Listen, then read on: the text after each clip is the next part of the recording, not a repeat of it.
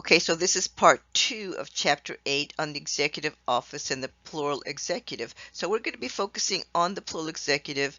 In the last section, I showed you an organizational chart like that graphic. And so what the plural executive means, I'm going to be defining that for you. But more than anything else is that because of the situation that was set up under the 1869 Constitution way back when and the E.J. Davis fiasco, that the state of Texas said we don't want any one executive officer like the governor, for example, because they're talking about E.J. Davis having so much power in the state of Texas. The state of Texas is going to have a different system where power is going to be shared amongst different elected officials that we call the plural executive. So we will be defining the plural executive. I'll be telling you who is going to be part of the plural executive. And as I said, these were listed in that organizational chart and that was in the first section. And so I'm going to be telling you what each of these people do, like their role in the role in running the state of Texas. I'm going to be doing a short part on bureaucracy and defining what bureaucracy is and how bureaucracy contributes to public policy. And I'm going to be presenting a policy model of how laws get passed in the state of Texas, and they call it the Iron Texas Star.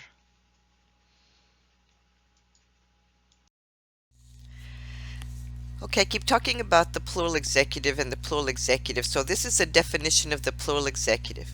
It's the system in which executive power is divided among several statewide offices based on the Texas Constitution. It's the system in which executive power is divided among several statewide offices based on the Texas Constitution. And so all of these are statewide elected positions. All of these run based on their party labels. All of these are currently Republicans, and they serve 4-year terms. All right, I'm going to be telling you about some of the more important ones, or the ones that I think are more important. And the first one I want to talk about is the Office of the Attorney General of Texas. Okay, so this is kind of like the head attorney, the head lawyer for the state. And so what he does is that he provides counsel to the governor and or state agencies. And that's another way of saying if for some reason the state of Texas is sued, and you know what? The U.S. government sues the state of Texas on a pretty regular basis. And not only that, the state of Texas sues the U.S. government on a pretty regular basis. And it's this Office of the Attorney General that does that. They do a lot of the civil stuff, and we're going to be talking more about civil cases and criminal cases in the next section on law and the courts. They will do some criminal stuff, but not. It's kind of limited, so it's not really too much. It's mostly civil stuff.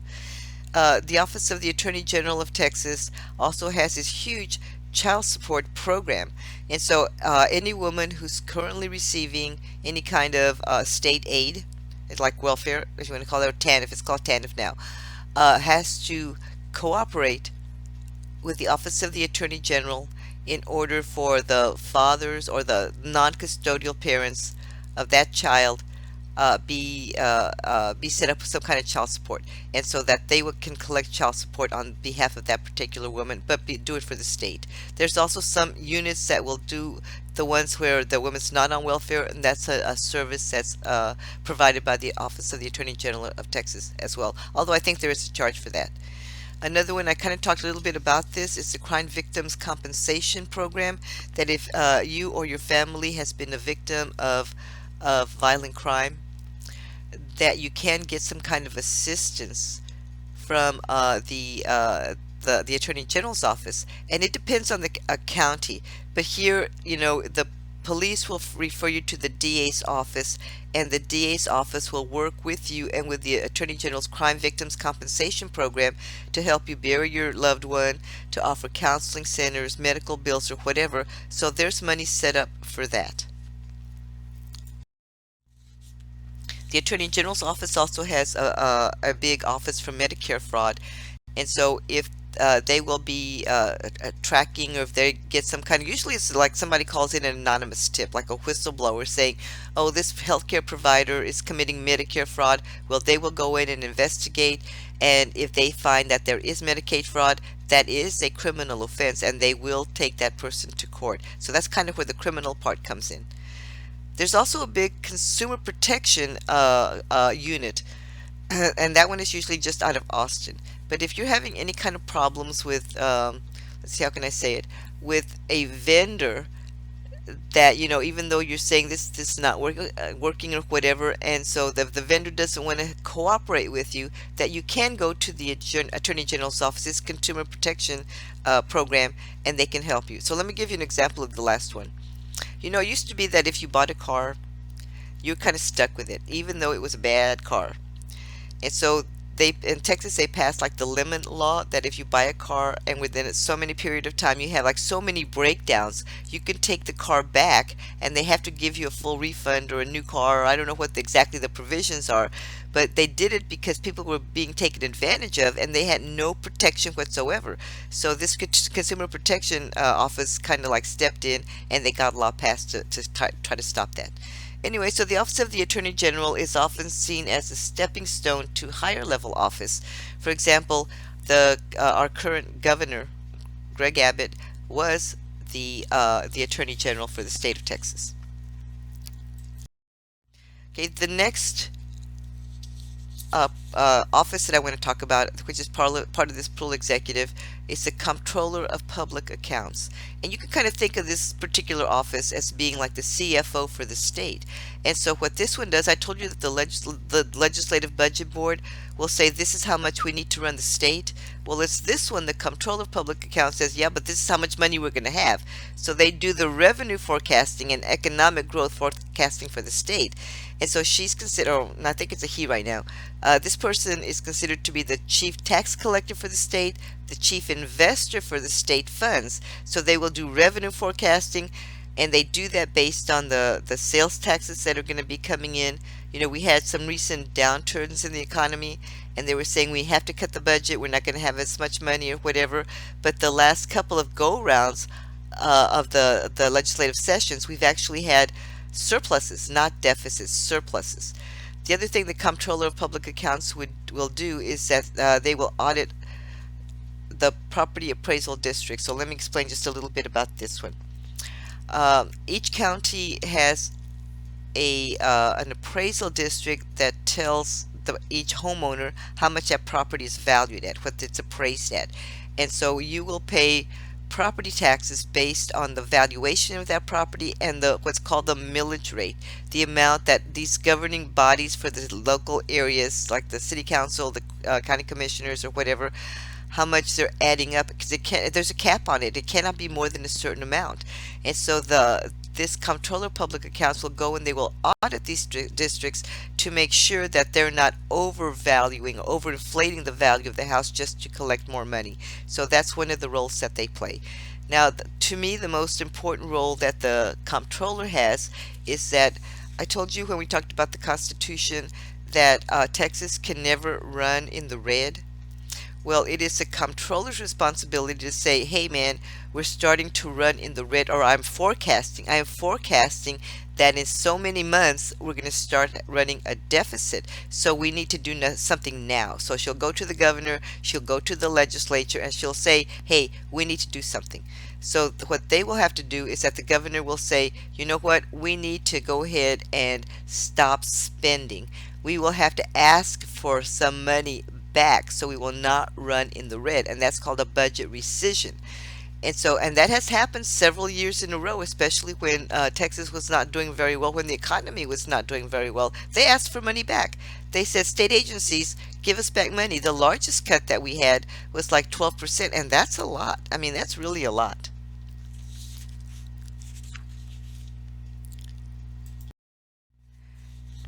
Okay, this other commissioner that forms part of the Plural executive is called the Commissioner of the General Land Office. And you probably have never even heard of this one, but this particular office is responsible for administering state-owned lands, providing oversight, that watchdog function for state-owned lands and the coastal part. And you would probably know this particular office, or if you have ever heard of this office, it would be more for the coastal part because we live on the coast. And so every time that a beach needs to be refurbished or whatever, like more sand needs to be brought in, it is this office, the general land office, that will give us the money to do it. So they have responsibility for the administration oversight of state-owned lands and the coastal lands extending 10.3 miles into the Gulf. Okay, so what he does is that if you look out into the Bay of Corpus Christi Bay, you'll see that there's some rigs out there, right? Okay, well that's like within that 10.3 miles. So it is the General Land Office that gave these people permission to go ahead and put up those rigs there because we're going to be getting some money from that as well. So it leases state lands and generates revenue from oil and gas production. So I don't like seeing them out there, but hey, they're there. What can you say? All right, and so what this office does, the General Land Office, they also have a huge environmental component, and mostly it's like a legal type of environmental component. And so they maintain environmental quality for all of the open beaches, everything that has to do with our Open Beaches Act. Because in the state of Texas, we cannot have private beaches. They have to be public beaches. They have to be open beaches. Okay, and briefly, the last one commission I want to talk about in terms of the plural executive is the Texas Railroad Commission. And so they don't really regulate railroads so much anymore. They do regulate some aspects of the transportation, but really what you may or may not know them for, and the important part of their job is that they regulate the oil and the gas industry. They set the prices for the oil and the gas industry. This is the one that people know the very least about, but they play a pretty important role in the state of Texas. Okay, I want to talk a little bit about bureaucracy and public policy. And so I've kind of mentioned that word bureaucracy before. And so let me just kind of explain a little bit about what a bureaucracy is. There are both public bureaucracies and there are private bureaucracies. And basically, this is just saying it is an organization that is huge, that there has to be like a special type or specialization within that bureaucracy to do different things, to be able to get a business going or to govern a particular part of the public sector. Okay, let me give you an example of a private bureaucracy. Has anybody ever had to deal with Time Warner Cable? And so they keep like switching you around to different types of departments. One handles this, one handles that, the other one handles the other.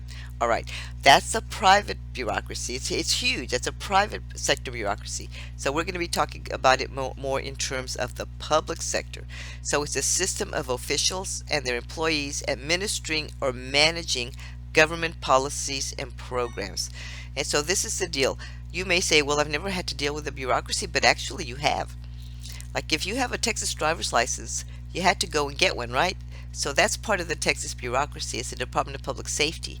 You are a student at this institution, and it's a state institution, and we are a major bureaucracy where you have to go one place to do this, you have to go to another place to do that. All right. So this is like how a particular agency is going to be administered. All right, so that's the bureaucracy. And so what this whole lecture about is like, does the bureaucracy, do these public agencies, how do they play a role in making laws in the state of Texas? There are many different what are called sub-government models or models of the policymaking process, and the bureaucracy does have a role to play in helping to make public policy, because what they say is that people that run these bureaucracies, that are running these programs, they know best about what needs to be done, for the laws, or what kind of laws need to be passed to help their clientele groups. And so that's why it becomes important that the bureaucracy does have a role to play in a lot of these laws that are being passed, both at the national level, and there are models for that, yes, but this one that we're going to be talking about is about Texas specifically. Okay, the book introduces this particular sub-government model, and it's called the Iron Texas Star. So let's start on the left-hand side at one of the points that says Lieutenant Governor. Now, I told you that the Lieutenant Governor really is in charge of a lot of stuff, right? and that he plays a role in both the institution called the legislature and in the institution called the executive office through this plural executive. Okay, so at this particular point of the star, it's the lieutenant governor, all of the legislative institutions like the legislative budget board that we were talking about, and all of the standing committees that are in the Senate, where he has appointive powers over those. Now, at the bottom point, you have the Speaker of the House. You have the legislative institutions that are associated with the Speaker of the House of Representatives, and then you have all of the House standing committees. So that's the legislative part of it, and they're the ones that make the laws. Okay, then on the other side, you have the plural executive. You have the office of the governor, and the governor's office uses its legislative aides. Then in the bottom point of the star, you see the boards, the commissions, and the administrators for the public agencies, and the governor is the one who appoints all of these people to serve on these boards and commissions. And then at the very top point, you see special interest groups, and read that business interest groups. Okay, so that's the Iron Texas Star. Let's talk about how it's going to work. Okay, so this hands-on authority of the lieutenant governor and the Speaker of the House, their ability to appoint the chairs and the committee members on the legislative side. The governor, through his appointive powers, the boards, the commissions, these top level administrators, and all of these are very pro-business. So it's the economic interest groups that are gonna, the mortar that holds this whole star together to make statutes in the state of Texas. So this should kind of tell you, because of the way that this Iron Texas Star is set up, laws that are passed in Texas are going to be somewhat predictable, that are going to be favorable to business, that are going to be favorable more at this particular point in time because everybody's a conservative, to the Republican Party, to the conservatives. So it's the on the legislative side, the lieutenant governor, the Speaker of the House, their ability to appoint all these chairs and the committee members, the governor, because he has his legislative staff, because he has the ability to appoint boards, commissions, top level administrators, and then the economic interest groups, the business groups, the mortar that's going to hold all of these together. So it makes it somewhat predictable.